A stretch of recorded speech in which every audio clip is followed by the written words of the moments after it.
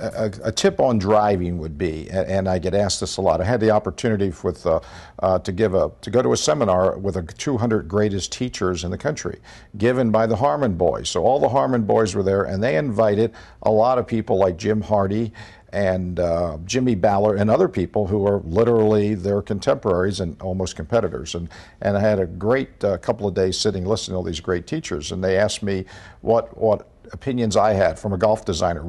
How would you tell someone related to hitting a drive? Well, I may not be able to. I'm certainly not the expertise of the person that is qualified to give great players a lesson. But what I could tell, not necessarily even a great player, but any player, when you stand on the tee with a driver in your hand and you look at a golf hole, start thinking, where is the most practical place to be and where do you not want to miss it?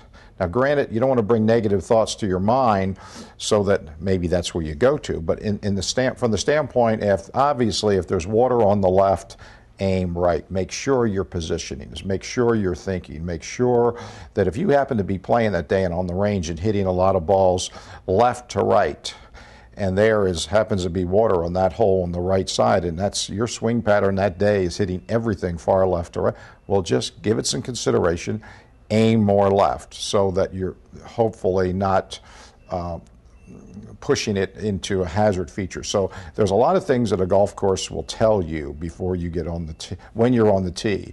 And generally, most courses have a target area. They have a frame, they have a setup and a definition, and then you should get that picture in your mind, and so when you have that driver in your hand, there's certain things it'll tell you, including distances. Today we have so much information on yardage booklets. You take the yardage booklet out, you look at where the bunker or hazard features are off the tee. Maybe, based on the type of golf hole and the type of player you are, maybe you don't hit a driver.